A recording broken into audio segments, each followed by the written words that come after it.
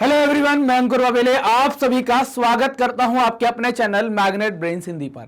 Magnet brains Hindi एक ऐसा platform है जो हिंदी माध्यम की कक्षा 7वीं से लेकर कक्षा 12वीं तक का संपूर्ण पाठ्यक्रम बिल्कुल निःशुल्क में उपलब्ध करा रहा है। मतलब आपको यहां पर किसी प्रकार का कोई पेमेंट नहीं करना है, कोई सब्सक्रिप्शन परचेज नहीं करना है। सभी वीडियोस आपको मिलते हैं बिल्कुल निःशुल्क में, वो भी क्वालिटी कंटेंट और बेस्ट फैकल्टीज के साथ। तो बात करते हैं कि हम इस वीडियो के माध्यम से क्या पढ़ेंगे। तो इस वीडियो से हम अपना क्लास 9 का इकोनॉमिक्स का एक नया चैप्टर स्टार्ट कर रहे हैं। चैप्टर होगा चैप्टर नंबर 2। चैप्टर नंबर 2 मतलब संसाधन के रूप में लोग, हमें इंसानों के बारे में पढ़ना है। एज अ रिसोर्स के तौर पर हम उनको देखेंगे। तो इस वीडियो के अंदर हम ओवरव्यू और इंट्रोडक्शन लेंगे और साथ ही साथ ये भी जानेंगे कि इस चैप्टर के अंतर्गत हम और कौन कौन से टॉपिक पढ़ने वाले हैं। मतलब आगे आने वाले वीडियोस के टॉपिक को भी हम इस चैप्टर के अंदर इस वीडियो के अंदर जानेंगे कि हम कौन कौन से वीडियो और पढ़ने वाले हैं। क्लियर? तो चलते हैं आगे और देखते हैं कि संसाधन के रूप में लोग का मतलब क्या है। तो सबसे पहले आप बुक अपनी जब जैसे ही खोलते हैं तो बुक के ऊपर आपको एक इस तरीके की फोटो मिलती है। ये फोटो साइड में बनी हुई है। हम पहले लेने का मतलब क्या है कि आपको कुछ सवाल उठा दिए जाए आपके दिमाग में कि संसाधन, लोग, ऐसे कुछ सवाल हम देखते हैं। तो आप देखना, एक लड़की ने सवाल पूछा कि मानव संसाधन क्या है, क्या वह भूमि अथवा श्रम के समान है। मतलब एक सवाल ये आ सकता है कि जब आपको मानव संसाधन कहा गया है तो आप दिमाग लगा सकते हैं क्या वो भूमि जैसा हमें जमीन का जो संसाधन मिला है या श्रम संसाधन मिला है, क्या उसी के समान है या उससे अधिक है। मतलब दूसरा जो उसका दोस्त है वो कह रहा है या उससे अधिक है। तो एक तो चीज आ गई कि हमारा एक सवाल ये बन गया। तो हम मानव संसाधन क्या है ये जानेंगे इस वीडियो के अंदर और पूरे चैप्टर के अंदर। साथ ही साथ ये जानेंगे कि ये किस प्रकार का संसाधन है, भूमि और श्रम के बराबर है या उससे ज्यादा है या उससे कम है। ये सारी बातें हम जानेंगे। फिर एक सवाल आएगा आपके दिमाग पर कि मानव पूंजी क्या है, क्या वह रुपया है, पैसा है या डॉलर के समान है। तो हमें ह्यूमन कैपिटल के बारे में जानना है, मानव पूंजी के बारे में हम जानेंगे होती क्या है ये, इसको हम कैसे आंक सकते हैं। रुपए में आंक सकते हैं, डॉलर में आंक सकते हैं, सोने में आंक सकते हैं, चांदी में आंक सकते हैं। कैसे हम उसको मापेंगे, कैसे हम उसको आंकेंगे। तो या फिर उससे ज्यादा हम, या सोने चांदी से ज्यादा भी हो सकता है या रुपए से ज्यादा हो सकता है या उससे अधिक है। तो ये कुछ सवाल आपके चैप्टर शुरू होने के साथ दिमाग में रहने चाहिए। ये सवाल दिमाग में रहेंगे तो जब हमारा चैप्टर एंड होगा तो इन सवालों के जवाब आपको मिल चुके होंगे। पढ़ते पढ़ते बीच में जब सवालों के जवाब आपको मिल चुके होंगे तो इनका मतलब क्या हो गया कि हमारे जो सवाल, जैसे ही चैप्टर हमने स्टार्ट करते हैं हमारे दिमाग में कुछ क्वेरी आई कि भाई चैप्टर के नाम से ही कि मानव संसाधन क्या है ना, और ये क्या होता है, मानव पूंजी क्या है, ये सवाल आए जैसे ही, और उन सवालों का हमें हल ढूंढना है।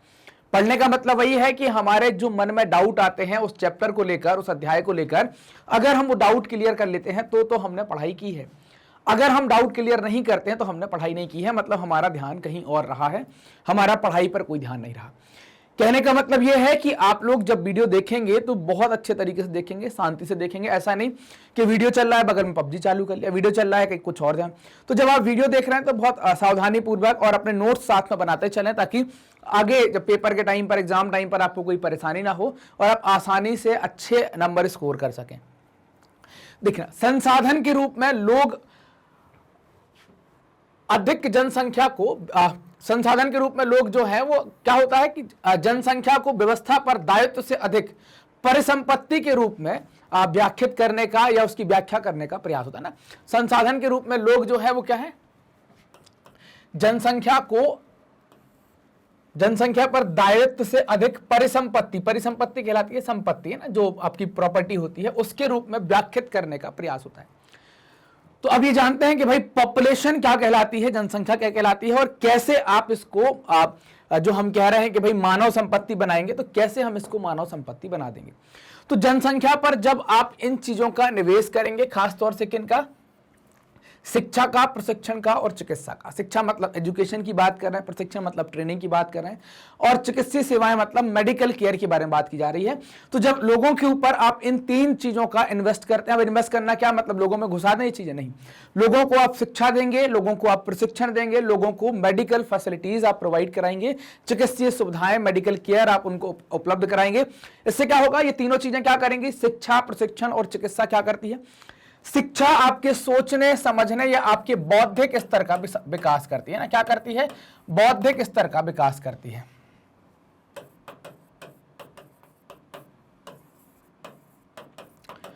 शिक्षा हमेशा जरूरी क्यों है? ताकि इंसान के बौद्धिक स्तर का विकास हो सके, साथ ही साथ क्या हो सके, उसके सोचने समझने की क्षमताएं बढ़ जाएं।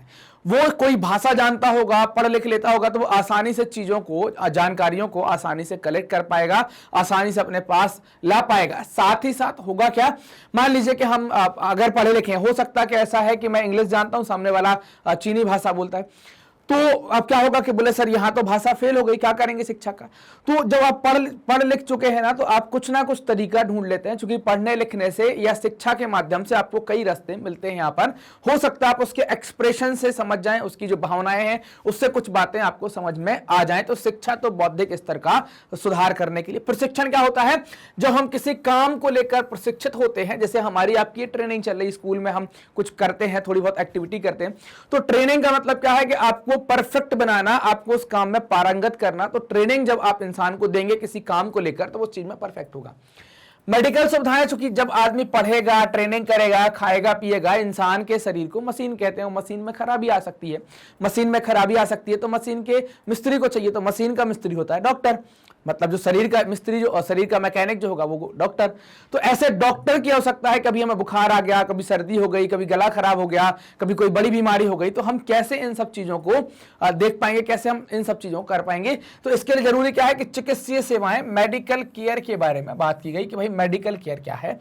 तो आपको, अगर आपका स्वास्थ्य अच्छा रहेगा, आप पढ़ लिख अच्छा रहे, ट्रेनिंग अच्छी ली है, तो आप क्या होंगे, आप साधारण आदमी से आप पढ़े लिखे, प्रशिक्षित और एकदम स्वस्थ इंसान बन गए। तो जैसे ही हमने इन चीजों का इनमें निवेश किया, तो वो जो जनसंख्या में निवेश कर रहे थे, वो जनसंख्या क्या बन गई? मानव पूंजी बन जाती है। क्या बन जाती है? मानव पूंजी, मतलब ह्यूमन कैपिटल बन जाती है ना, कि वो मानव पूंजी बन जाती है। मानव पूंजी क्या हो गई कि भाई अब कैपिटल हो गई, पूंजी का मतलब समझते हैं ना, कि जिससे हम कुछ नया काम कर सकते हैं, जिससे हम कुछ करवा सकते हैं। वास्तव में मानव पूंजी कौशल और उनमें निहित उत्पादन के ज्ञान का स्टॉक है। कौशल मतलब स्किल के बारे में बात कर रहे हैं, स्किल और प्रोडक्शन है ना, प्रोडक्टिव नॉलेज के का स्टॉक कहा गया है। क्योंकि दुनिया भर में सिर्फ किसी भी पूंजी की आप बात कर लें, पैसे की बात कर लें, अगर आप भूमि पूंजी की बात करते हैं, कोई भी पूंजी आप उठा लें, इंसान को अगर छोड़ देते हैं, तो इंसान जो ह्यूमन पूंजी, ह्यूमन कैपिटल बना है, मानव पूंजी, उसके पास दिमाग है, उसके पास ज्ञान है ना, वो सब चीजें जानता है, उसके दिमाग में कैसे चीजें चलानी है वो इंसान के पास है। इसी कारण से तो ये बात कही गई है कि इंसान के पास जो ज्ञान है, जो उसकी उत्पादकता है ना, उत्पादकता ज्ञान है, इन सब का उसको स्टॉक कहा गया है। समझ में आई बात? अब बात करेंगे संसाधन के रूप में लोग क्या होते हैं, पीपल एज अ रिसोर्स के बारे में बात करेंगे। उत्पादन कौशल और क्षमताओं के संदर्भ में किसी देश के कार्यरत लोगों का वर्णन करने का एक तरीका है। कौशल मतलब स्किल, क्षमताएं मतलब आप समझ सकते हैं कैपेसिटी वगैरह, है ना, आपकी स्किल्स क्या हैं, आपकी क्षमता कहां तक की है, आप कितने सक्षम हैं। तो कौशल और क्षमताओं के संदर्भ में किसी देश में कार्यरत लोगों की को वर्णन करने का या उनको बताने का एक तरीका हो सकता है, जिसको आप ह्यूमन रिसोर्स कह सकते हैं। मतलब पीपल जो है वो रिसोर्स के रूप में आप इसको देख सकते हैं। उत्पादक पहलू की दृष्टि से जनसंख्या पर विचार करना राष्ट्रीय सकल राष्ट्रीय उत्पाद के सृजन में उनके योगदान की क्षमता को बल देता है। अब ये वाला सेंटेंस कई सारे लोगों के पल्ले नहीं पड़ा होगा, क्या बोल दिया सर ने, वो तो लिखा लिखा पढ़ दिया, कईयों को उस पल्ले नहीं पड़ा होगा। एक बार फिर से पढ़ लो, फिर उस पूरे सेंटेंस को मैं तोड़ के आपको समझाता हूं। तोड़ के मतलब तोड़ नहीं दूंगा, वर्ड उठा उठा के आपको इसकी मीनिंग समझाने की कोशिश करूंगा। उत्पादक पहलू है ना की दृष्टि से जनसंख्या पर विचार करना राष्ट्रीय सकल राष्ट्रीय उत्पाद के सृजन में उनके योगदान की क्षमता पर बल देता है। समझना। अब आप देखें, मैं दो उदाहरण लूंगा आपके सामने, फिर आपको बताना है। मान लीजिए कि एक देश है ना, एक देश ले लिया अपन ने, एक देश ले लिया ए और एक देश ले लिया अपन ने बी, है ना। समझना इस चीज को कि जो जनसंख्या है उसको उत्पादक क्षमता पर बल क्यों दिया जा रहा है और कैसे देंगे, समझते हैं। ये देश है और इसमें नागरिक रहते हैं केवल 5, और ये देश है इसमें नागरिक रहते हैं कम से कम 5 लाख। समझ में आई बात? अब कारखाना लगाकर उत्पादन करवाना कहां आसान होगा, आप ये बता पाए। यहां आपने कारखाना लगाया तो इन 5 में से किसी को मैनेजर बनाना पड़ेगा, किसी को अकाउंटेंट बनाना पड़ेगा, किसी को कुछ और बनाना पड़ेगा। लेकिन अगर वही कारखाना जब आपने किसी देश बी के अंदर लगाया तो आपको लेबर बहुत आसानी से मिल जाएगी। क्या इन 5 में से आपको लेबर मिल पाएगी? हो सकता 1 या 2 आपको लेबर मिले, तो क्या उतना उत्पादन आप कर पाएंगे? नहीं कर पाएंगे। तो जहां जनसंख्या ज्यादा है, वहां जनसंख्या ज्यादा है तो वहां ज्यादा कारखाने लगाकर ज्यादा उत्पादन की चीजें कर कर, और यहां पर जो लोग हैं उनको क्या करें, जो भी लोग हैं ये 50,000, इनको पूंजी में परिवर्तित करें। पूंजी किसकी, कौन सी पूंजी? मानव पूंजी में परिवर्तित करें। इनको सिखाएं, इनके ऊपर निवेश करें, इनको शिक्षा दें, इनको प्रशिक्षण दें, इनका स्वास्थ्य अच्छा रखें, और फिर इनको सिखाने के बाद आप अपने कारखाने में इनको ले जाएं, आप अपनी फैक्ट्री के अंदर इनको ले जाएं, अपने खेत के अंदर इनको ले जाएं, अपने आईटी सेक्टर के अंदर ले जाएं और इनसे क्या करवाएं? उत्पादन करवाएं। तो अब अगर आप ज्यादा लोगों पर इन्वेस्ट करेंगे तो ज्यादा लोग उत्पादन कर सकते हो, और अगर ज्यादा उत्पादन हो रहा है, आपकी क्वालिटी अच्छी है, रेट कम है, तो आप उसका निर्यात भी कर सकते हैं, और निर्यात करेंगे तो आपको विदेशी मुद्रा का भी अर्जन हो सकता है। तो आपको समझ में आ रही होगी बात कि जनसंख्या अगर बड़ी है उसका समुचित तरीके से उपयोग करेंगे हम, अगर उस पर निवेश कर उसको मानव पूंजी बना देते हैं, और मानव पूंजी बनाने के बाद उसका उपयोग करें किसमें? उत्पादन में। उत्पादन में उपयोग करेंगे तो क्या होगा? उत्पादन में अगर हम उपयोग करते हैं तो ये इससे क्या होगा? अगर हम अधिकांश पॉपुलेशन को शिक्षित कर देते हैं, ट्रेंड कर देते हैं, प्रशिक्षित कर देते हैं, और साथ ही साथ क्या कर देते हैं, उनका स्वास्थ्य सही है, तो वो अधिक ज्यादा उत्पादन कर सकते हैं। इसी कारण से तो यहां पर कहा गया है कि उत्पादन की क्षमता पर यह बल देता है। जितने ज्यादा लोग होंगे, अच्छे लोग होंगे, उतना उत्पादन बढ़ाने की संभावना रहती है। दूसरे संसाधनों के भांति जनसंख्या भी एक संसाधन है, जिसे एक मानव संसाधन कहा जाता है। क्या कहलाएगी? इसे मानव संसाधन कहेंगे। मान लीजिए मैं क्या हूं? मानव संसाधन। अगर मैं यहां नहीं होता, मुझे प्रशिक्षण नहीं, मैंने शिक्षा नहीं ली होती, मैंने स्कूल नहीं किया होता, कॉलेज नहीं किया होता, और फिर मैंने ये पढ़ाने का प्रशिक्षण नहीं लिया होता, इनके अलावा मेरा तबीयत खराब रह रही होती, बार बार स्वास्थ्य गड़बड़ होता, तो क्या मैं पढ़ा पाता? तो यहां ये उत्पादन जो मैं कर रहा हूं, जो आप वीडियो देख पा रहे हैं, जो मैं वीडियो बना रहा हूं, ये क्या है? ये इस संदर्भ में उत्पादन है कि नहीं है? क्योंकि मैंने एक वीडियो बनाया, फिर वो वीडियो आपके पास गया, आपने देखा, तो ये उत्पादन है। मान लीजिए मेरे ऊपर ये इन्वेस्टमेंट नहीं किया गया, कि मुझे पढ़ाया नहीं गया, मुझे प्रशिक्षित नहीं किया। पहली चीज तो पढ़ाया नहीं गया, तो प्रशिक्षित कैसे करेंगे? हो सकता है कोई दूसरी फील्ड हो जाए। टीचिंग में तो पढ़ाना और प्रशिक्षित करना दोनों जरूरी है। पढ़ाया नहीं गया, प्रशिक्षित नहीं किया गया, और अपन को आ गया बुखार, कैसे बनेगा वीडियो? उत्पादन क्षमता बढ़ेगी, गिरेगी? गिरेगी। इसीलिए तो कहा गया। अब मान लीजिए कि आप पूरे मैग्नेट ब्रेन्स पे देखते हैं कि कितने सारे फैकल्टी हैं, तो अगर 2 फैकल्टी रखते तो क्या इतने सारे वीडियो बन पाते? क्या नहीं बन पाते। तो इसी कारण से आपने देखा कि आप कितने सारे वीडियो देखते हैं एक साथ। आपको सोशल साइंस का भी मिल जाता है, आपको साइंस का भी मिल जाता है, बायोलॉजी भी मिल जाता है, मैथ भी मिल जाता है, हिंदी संस्कृत भी मिल जाते हैं, सब वीडियो आपको मिल जाते हैं। तो ये क्यों मिल जाते हैं? क्योंकि सभी लोग लगाए गए। तो हम आप लोग सब क्या है? मानव पूंजी है। समझ में आई बात? इससे तो समझ में आ गई होगी, है ना? तो इंसान को मानव पूंजी कहा जाता है, एक मानव संसाधन कहलाते हैं। विशाल जनसंख्या विशाल जनसंख्या जो है वो एक सकारात्मक पहलू है। हमने अभी बात कर ली कि जनसंख्या का ज्यादा होना कोई नुकसान की बात नहीं है, अगर उस जनसंख्या का हम उपयोग बहुत अच्छे तरीके से उत्पादन के क्षेत्र में कर लें, तो है ना, उत्पादन के क्षेत्र में अगर हम उसका उपयोग कर लेते हैं तो वो एक सकारात्मक पहलू है। लेकिन आमतौर पर आपने बातें सुनी होगी, जब भी कोई बैठते, बहुत पॉपुलेशन बढ़ गई है, और पॉपुलेशन में हम खुद हैं। हम क्या कह रहे हैं कि जनसंख्या बहुत बढ़ गई है, और क्या अपने को काउंट नहीं करेंगे जनसंख्या में?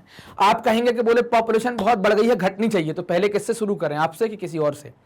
तो ऐसा कई सारे लोग कहते हैं। आपने बैठा होगा, आप जमघट देखेंगे लोगों का, बोलेंगे जनसंख्या बहुत बढ़ गई है, सरकार को कुछ करना चाहिए। पॉपुलेशन तो बढ़ रही है, लेकिन उसका पार्ट तो हम भी है ना। फिर अगर बढ़ रही है तो हमने गलती कर दी है। तो अब तो बढ़ ही गई जो होना था। ऐसा तो है नहीं कि आप उसको घटाएंगे तो किसी लोगों को मारेंगे तो घट जाएगी। तो मारना तो पाप है, मारना तो चाहिए नहीं किसी को, है ना। और आप किसी को ऐसे नुकसान पहुंचा नहीं सकते। तो क्या करें, जब बढ़ गई है तो बढ़े हुए लोगों का उपयोग कर लो ना भाई। उत्पादन करने में देश की तरक्की हो जाएगी, आर्थिक स्थिति सुधर जाएगी। तो जो बढ़े हुए लोग हैं, बढ़ी हुई जनसंख्या, उस पर इन्वेस्ट करो। शिक्षा का, स्वास्थ्य का, प्रशिक्षण का, उनको मानव पूंजी बनाओ, मानव संसाधन बनाओ, और उनसे उपयोग में ले लो। अलग अलग उत्पादन करवा लो, उत्पादन की क्षमता पर बल ले लो, उत्पादन को और अधिक बढ़ा लो। तो विशाल जनसंख्या जो है उसको हमने देखा है कि सकारात्मक पहलू है, लेकिन आमतौर पर इसे अनदेखा कर दिया जाता है। किसको? सकारात्मकता को, जो हमने अभी तक बातें की हैं। क्योंकि जब हम इसके नकारात्मक पहलू देखते हैं, क्या पहलू देखते हैं कि बहुत लोग बढ़ गए हैं और इतनी जनसंख्या हो गई है, बोले खाने को नहीं जुड़ रहा है, मतलब भोजन, फूड की जो समस्या यहां पर आ जाती है ना, खाने की दिक्कत आ जाती है, एजुकेशन की दिक्कत आ जाती है ना, कि आपको शिक्षा नहीं मिल पाती है, साथ ही साथ आपको हेल्थ की भी दिक्कत आ जाती है कि हेल्थ फैसिलिटी कैसे मिले। मतलब इतनी पॉपुलेशन हो जाने पर सभी के पास खाना, पढ़ाई और स्वास्थ्य सुविधाएं नहीं पहुंच पाती हैं, तो दिक्कत आती है। इन सब चीजों पर जैसे ही हम गौर करते हैं तो लगता है कि जनसंख्या बेकार है, कम होनी चाहिए। कम क्यों हो भाई, आप बहुत ध्यान दें और उसको बढ़ाते चले जाएं तो फिर अच्छा हो जाएगा, धीरे धीरे बढ़ता जाएगा तो फिर क्या हो जाएगा।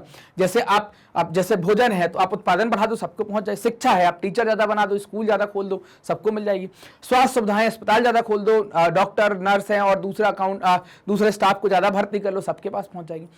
तो कहने का मतलब क्या है कि जब हम अभी, चूंकि व्यवस्था नहीं है, अभी अधिकांश लोग इन चीजों से वंचित हैं, और जब इन चीजों से वंचित हैं तो हम बात जैसे ही करते हैं तो हमारे दिमाग में क्या आता है कि जनसंख्या बेकार है, कम हो जानी चाहिए। बोले बहुत, कितनी कम कर दे आप बताओ ना, अपने हाथ में ही है ना, अपन को तो नंबर लिखना है, कम कर देंगे। अपने हाथ में क्या, अपन कर देंगे क्या 120 करोड़ 130 करोड़ से घटा के सीधा 60 करोड़? नहीं कर सकते।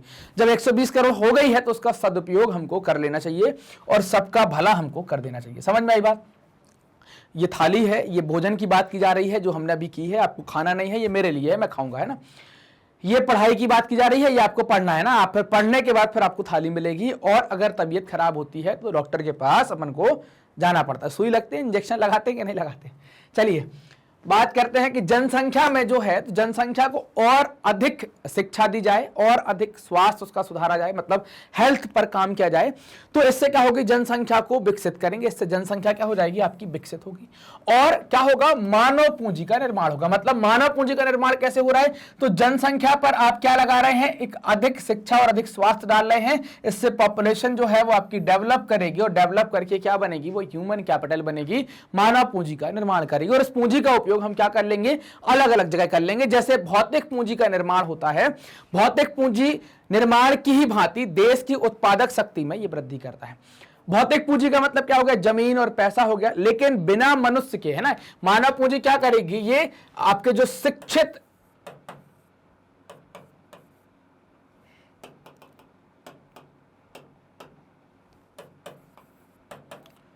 अशिक्षित, प्रशिक्षित, प्रशिक्षित, ये जो श्रमिकों के बारे में बात करते हैं हम, अगर मानव पूंजी नहीं होगी तो आपको श्रमिक कहां से मिलेंगे। हर प्रकार का काम आप लेबर से करवाते हैं ना, सब तो नहीं कर पाते होंगे ना आप, हर प्रकार का काम आप लेबर से करवाते हैं, कहां से मिलेगी, मानव पूंजी से मिलेगी। तो ये मानव पूंजी उत्पादन की शक्ति में या उत्पादक शक्ति में वैसे ही वृद्धि करता है जैसे भौतिक पूंजी करती है, उसी तरीके से इसका भी उपयोग है।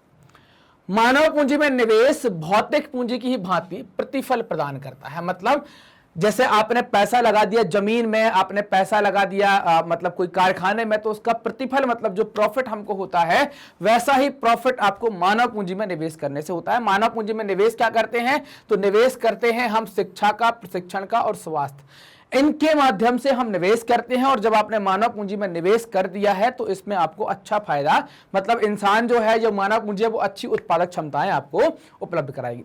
प्रत्यक्षता आप जानते हैं, आपने देखा होगा कि अधिक शिक्षित और बेहतर प्रशिक्षित लोग उच्च उत्पादकता प्राप्त करते हैं ना, उच्च उत्पादकता को प्राप्त करते हैं, और उच्च उत्पादकता प्राप्त करने में उनको आय भी क्या होती है, ज्यादा प्राप्त होती है। तो आय ज्यादा प्राप्त होगी तो कमाई ज्यादा होगी। ऐसे ही आपने देखा जिनका स्वास्थ्य अच्छा है वो भी उच्च उत्पादकता प्राप्त करते हैं और उनकी भी आय क्या हो जाएगी, अच्छी हो जाएगी। तो मतलब दो चीजें तो आपको यहां से समझ में आ गई कि शिक्षा और स्वास्थ्य दो बहुत महत्वपूर्ण बातें हैं जिनका उपयोग करके हम क्या कर सकते हैं, उच्च उत्पादकता प्राप्त कर सकते हैं। और उच्च उत्पादकता प्राप्त करने से हमारी आय में बढ़ोतरी होगी, आय हमारी बढ़ जाएगी। क्लियर? अब देखना यहां पर एक आपकी बुक के अंदर ये है, योजना आयोग का एक लेख है, भारत सरकार का जो योजना आयोग था। भारत की हरित क्रांति एक नाटकीय उदाहरण है कि किस प्रकार बेहतर उत्पादन प्रौद्योगिकी के रूप में अधिक ज्ञान रूपी आगत दुर्लभ भूमि संसाधन की उत्पादकता में तीव्र वृद्धि ला सकता है। मतलब ये जो प्रौद्योगिकी की बात की गई है या कोई भी बात, ये सब क्या है, ज्ञान है, शिक्षा है। क्या है, शिक्षा है कि नहीं है, कहां पढ़ेंगे, टेक्नोलॉजी, शिक्षा है। तो उसमें क्या होगा, ये उत्पादकता में तीव्र वृद्धि ला सकता है। भारत में सूचना प्रौद्योगिकी में क्रांति एक आश्चर्यजनक उदाहरण है कि भौतिक मशीनरी तथा प्लांट की अपेक्षा मानव पूंजी के महत्व ने किस प्रकार उच्च स्थान प्राप्त कर लिया। सेवाएं प्रदान करने में कैसे मानव पूंजी, सेवाएं जो देगा, जैसे आपकी मालिश करने आएगा, आपके बाल काटने आएगा, आपको कोई सर्विस देने आएगा, तो वो कुछ बनाकर तो जा नहीं रहा है, मतलब कोई प्रोडक्ट तो देकर जा नहीं रहा है, आपके हाथ पर दुख रहे थे, उसने दबा दिए, पैसे लिए, चले गए। तो ऐसी कई सारी, सॉफ्टवेयर के अंदर भी आप देखेंगे, IT के अंदर भी आप देखेंगे, तो आप पाएंगे कि इंसान काम कर रहे हैं, वहां पर सॉफ्टवेयर बनते हैं या कुछ और चीजें जिनको हम छू नहीं पाते, महसूस नहीं कर पाते, है ना, उनको सिर्फ हम ये देख पाते कि ये हो गया, ऐसा काम हो जाता है। तो मानव पूंजी ने क्या कर लिया, आज की स्थिति में उच्चतम स्थान प्राप्त कर लिया है, ऊंचे स्थान पर पहुंच गया है। क्लियर?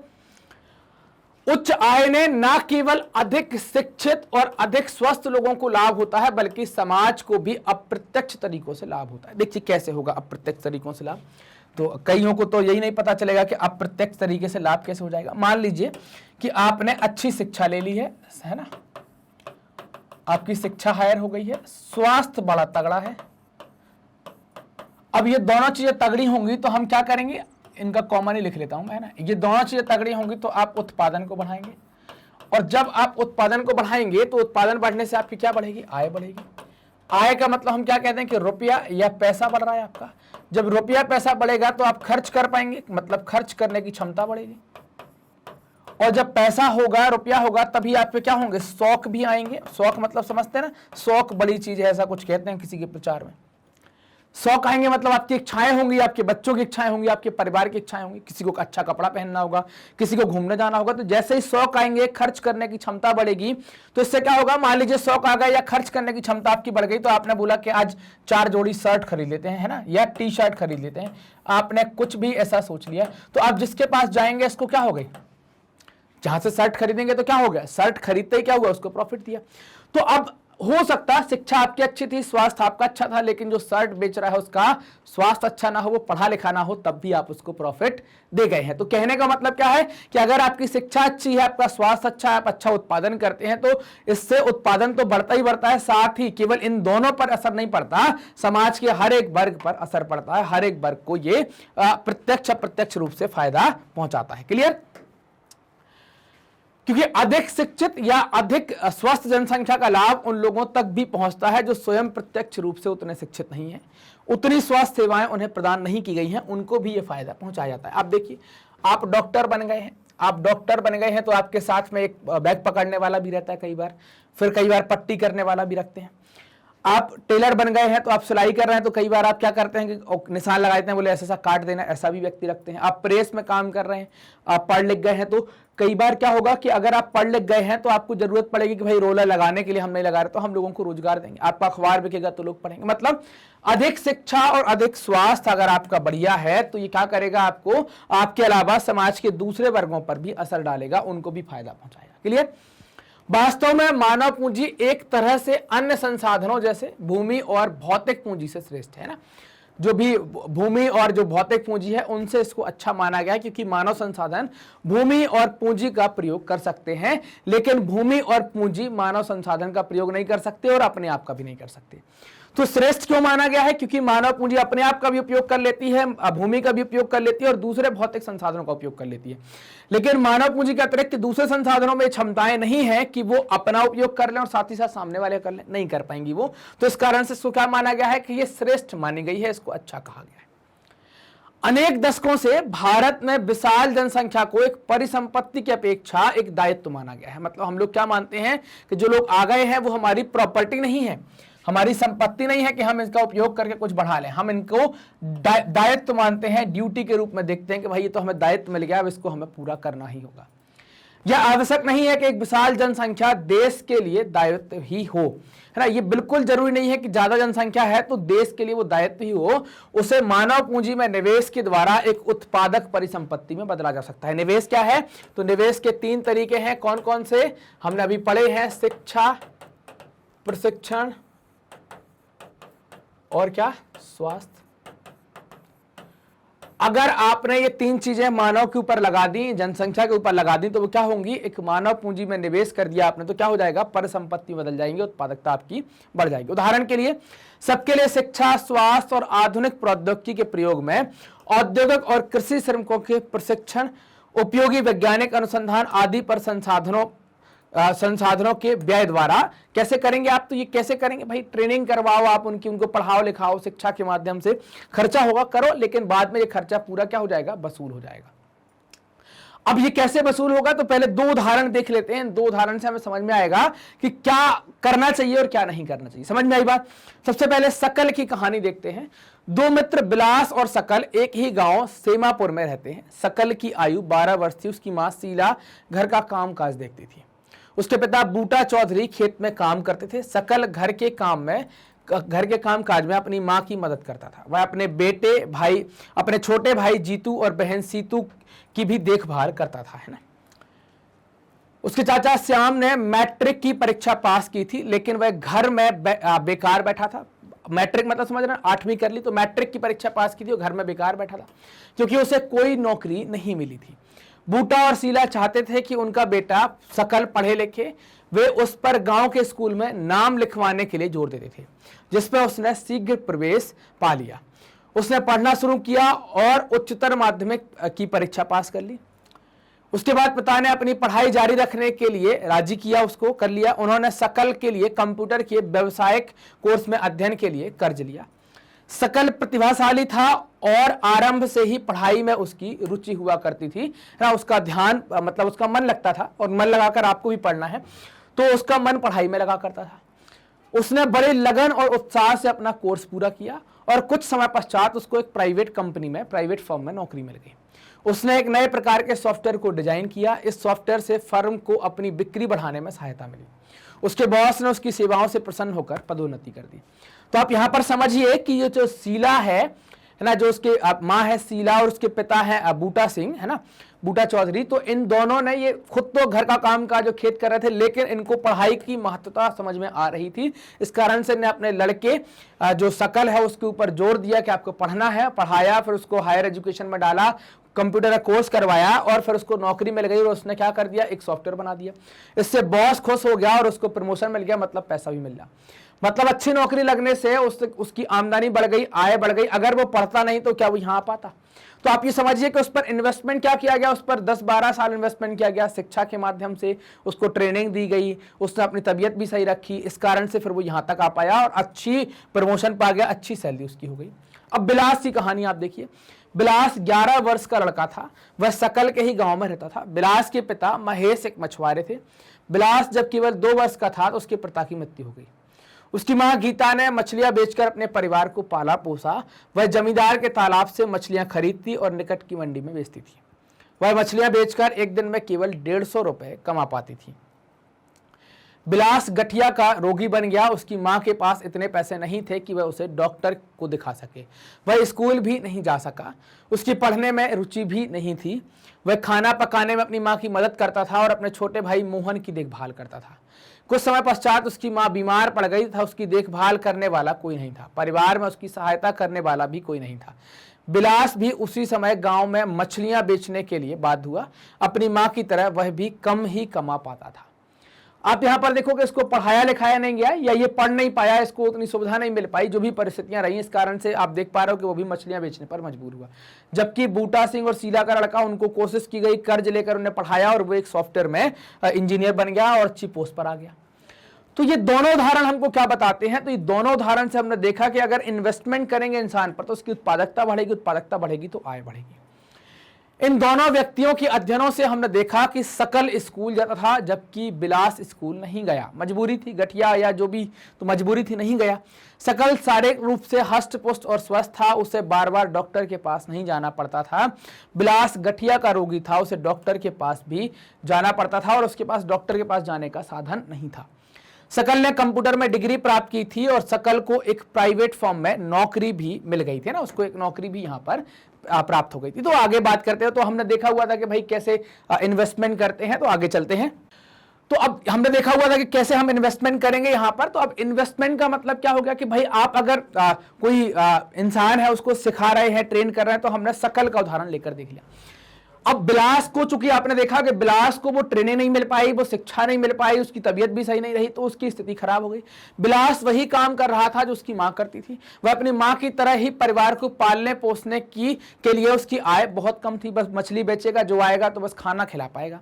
सकल के मामले में कई वर्षों की शिक्षा ने उसके श्रम की गुणवत्ता बढ़ाई। कई साल लगे, पहले स्कूल गया, फिर हायर एजुकेशन करी, लेकिन उसकी श्रम की गुणवत्ता बढ़ गई। इससे उसकी कुल उत्पादकता में वृद्धि हुई और कुल उत्पादकता देश की समृद्धि में योगदान देता। आप जो कमाएंगे तो टैक्स तो आपको लगेगा, और आप कुछ अच्छा कर रहे हैं तो आपके अच्छा करने का मतलब है कि देश भी अच्छा कर रहा है, तो देश की उत्पादकता में भी समृद्धि मतलब बढ़ोतरी हो गई। इसके बदले में व्यक्ति को वेतन के रूप में या फिर उसकी पसंद के किसी दूसरे रूप में प्रतिफल मिलता है।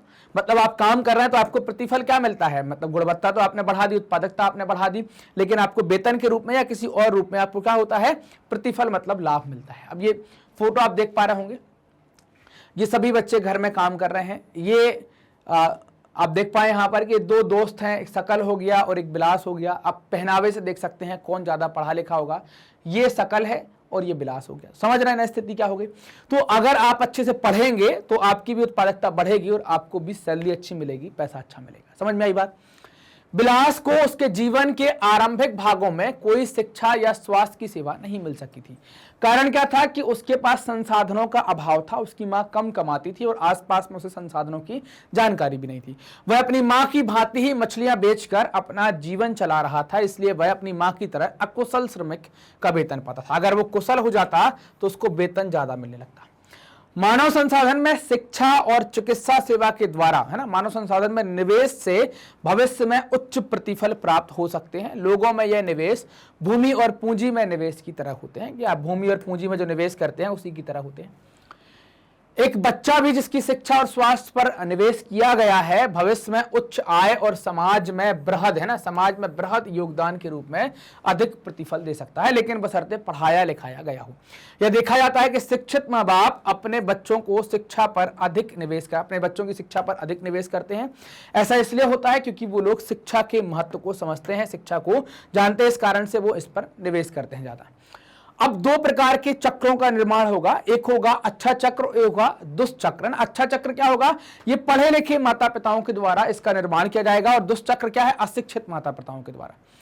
चक्र का मतलब क्या है कि हम पढ़े, फिर हमने अगली पीढ़ी को बनाया तो हमने अपनी उत्पादकता बढ़ाई थी, उनको और पढ़ाया तो उन्होंने और बढ़ाई, तो ऐसा चक्र तैयार होगा, तो इसको अच्छा चक्र कहेंगे। क्यों पढ़े लिखे माता पिता कर पाते हैं, क्योंकि वो लोग शिक्षा के महत्व को जानते हैं, इस कारण से वो इस चक्र का निर्माण करते हैं।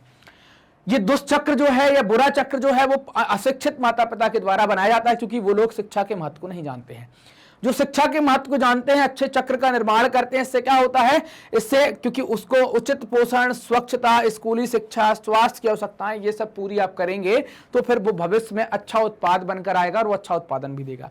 और ये लोग इन सब चीजों से वंचित रहते हैं कि इनको इन सब चीजों की जानकारी नहीं होती, जानते नहीं है, तो इन सब चीजों से वो वंचित रहते हैं। इस कारण से वो अच्छा चक्र नहीं बना पाते, उन्हें शिक्षा का महत्व समझ में नहीं आ पाता। उदाहरण के तौर पर एक देश ले लीजिए, जापान। जापान में देखें तो यहाँ कोई प्राकृतिक संसाधन नहीं है ना, जापान में यहाँ कोई प्राकृतिक संसाधन नहीं है, लेकिन मानव संसाधनों पर निवेश करके यह देश विकसित और धनी देश बन गया है। कोई प्राकृतिक संसाधन नहीं है, सिर्फ मानव संसाधन पर निवेश किया और धनी और विकसित देश बन गया है। धनी कैसे बना ये समझते हैं। जबकि यह प्राकृतिक संसाधनों का आयात करता है और उसके बाद भी यह धनी बन गया। तो देखते हैं कि अब देखो, जापान ने विशेष रूप से शिक्षा और स्वास्थ्य के क्षेत्र में निवेश किया, एजुकेशन अच्छी की और हेल्थ अच्छा किया, इस क्षेत्र में उन्होंने निवेश किया। जापान में आप देखेंगे सर्वाधिक जो लोग हैं जिनकी उम्र 100 साल से ज्यादा है वो जापान में आपको मिलेंगे। यहाँ पर जो जीवन प्रत्याशा है ना, तो आप देखें यहाँ पर 67-68 साल एक औसत उम्र होती है यहाँ पर व्यक्ति के जीने की। तो आसानी 100 पार वाले भी बहुत लोग हैं। तो जापान में स्वास्थ्य पर अच्छा खर्च किया गया है, अच्छा निवेश किया गया और शिक्षा पर। उन लोगों ने भूमि और पूंजी जैसे अन्य संसाधनों का कुशल उपयोग किया, क्योंकि जमीन कम थी, इस कारण से उसका स्किल्ड तरीके से यूज किया, कुशल तरीके से उपयोग किया और उस पर उत्पादन बढ़ा लिया। इन लोगों ने जो कुशलता और प्रौद्योगिकी विकसित की, उसी से ये देश धनी और क्या बन पाया है, विकसित बन पाया है।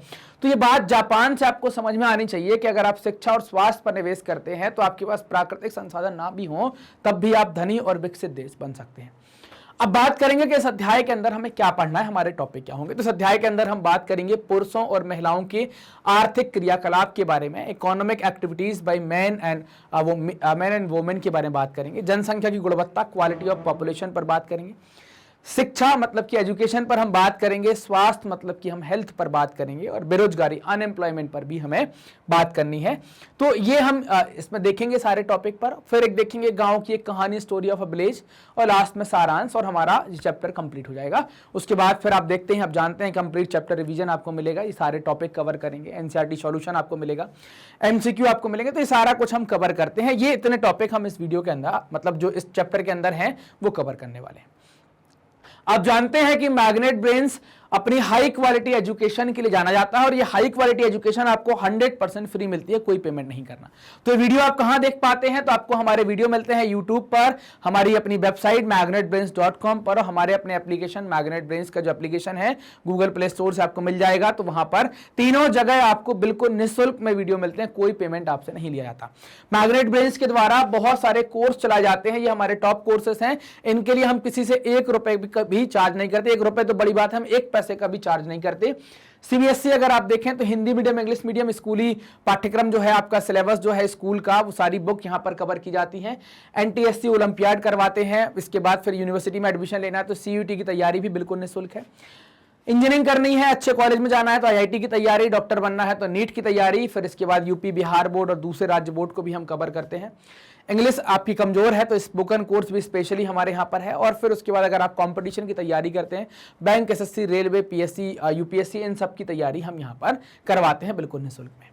आप हमसे जुड़ सकते हैं विभिन्न सोशल मीडिया प्लेटफॉर्म पर, यूट्यूब पर, फेसबुक पर, इंस्टा, ट्विटर और टेलीग्राम पर। इन सभी चैनल्स के माध्यम से आप, या इन सभी प्लेटफॉर्म के माध्यम से आप हमसे कनेक्ट हो सकते हैं। ये वीडियो आप देख रहे हैं मैग्नेट ब्रेन्स हिंदी पर, तो आप मैग्नेट ब्रेन्स हिंदी को सब्सक्राइब करें, वीडियो को लाइक करें, अपने दोस्तों के साथ शेयर करें, कमेंट सेक्शन में आप अपने डाउट पूछें, हमें बताएं कि आपको वीडियो कैसे लग रहे हैं। मिलते हैं अगले वीडियो में, तब तक अपना ध्यान रखिएगा, ख्याल रखिएगा और पढ़ते रहिएगा, मस्त रहिएगा। धन्यवाद।